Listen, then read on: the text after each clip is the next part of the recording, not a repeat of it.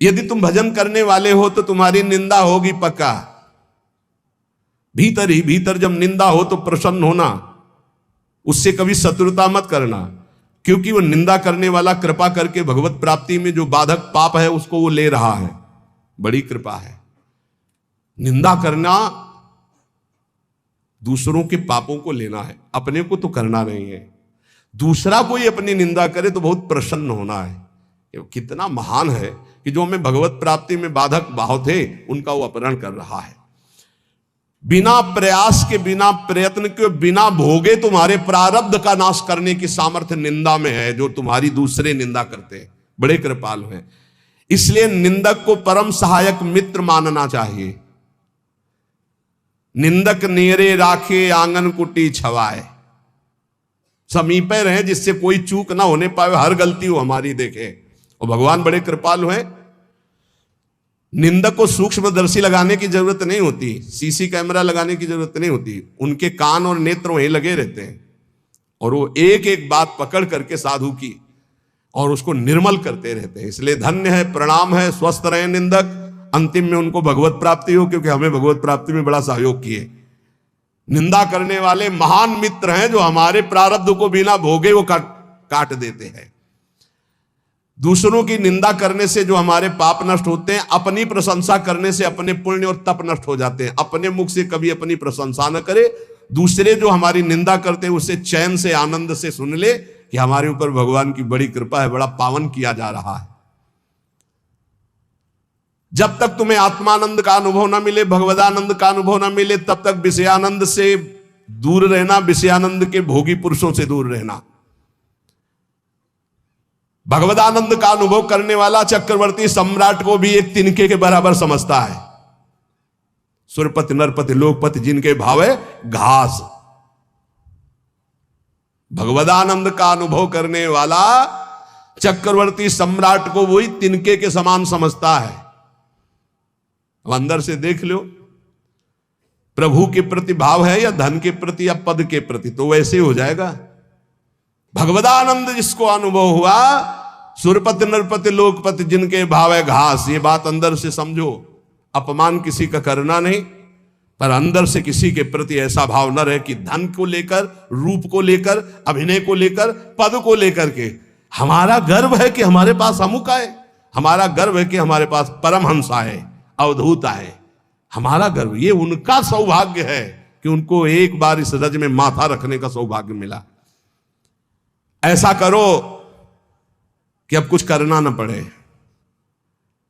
ऐसा करो कि मां के गर्भ में वास अब ना करना पड़े।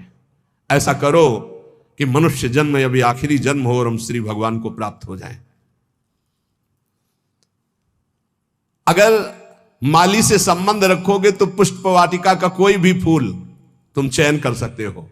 ऐसे ही यदि तुम भगवान से संबंध रखोगे तो अनंत ब्रह्मांड भगवान की पुष्प वाटिका है। किसी भी ब्रह्मांड में स्वतंत्र रूप से तुम जा सकते हो।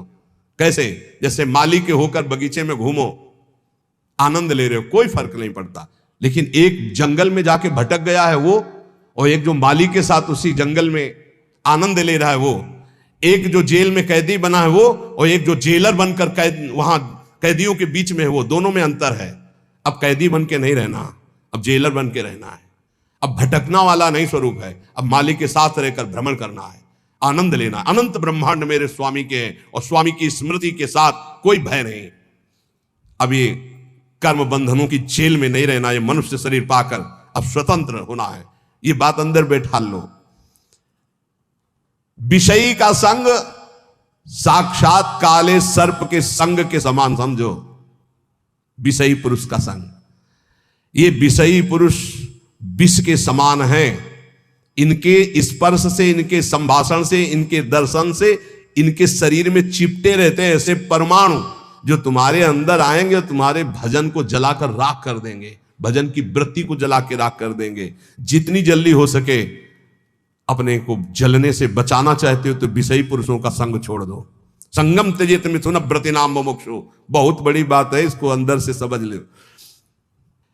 प्रयत्न करो। विषयी पुरुषों का संग साक्षात भयावह विषधर सर्प के समान है, वो तुम्हारी समस्त साधना को चौपट कर देगा। विषय की अग्नि की चपेट में तुम अध्यात्म शक्ति को भस्म कर दोगे। इसलिए दूर, हमको यही देखना है। जब भगवान मोहिनी रूप के पीछे भाग रहे थे ना, तो बड़े बड़े जो पद्मासन लगाए बैठे थे, तो मोहिनी भगवान ऐसे करते हैं, देख लो, ये वो है जो ब्रह्मबोध प्रदान करते हैं। मेरा ये वो रूप है जो ऐसों को भी पीछे दौड़ा भगवान के मोहिनी रूप का। ऐसे ही ये भगवान उदाहरण देते रहते हैं, भगवान ही उपदेश दे रहे हैं।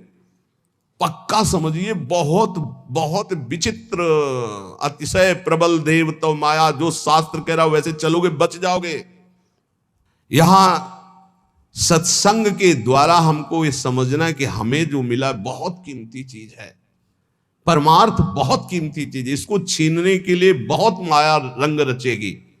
अगर आप कोई वासना लेकर इस मार्ग में चलेंगे तो वही वासना अंतर की माया जानकर तुम्हारे आगे जाल फेंक देगी और तुम्हें रोक लेगी। इसलिए सत्संग के द्वारा जल्दी से जल्दी वो वासना काट दो जो तुम्हें गिराने वाली है। उस वासना का संयोग होने पर भागो, ना कि उसको स्वीकार करो। पहले प्रयत्न करो, फिर प्रार्थना करो।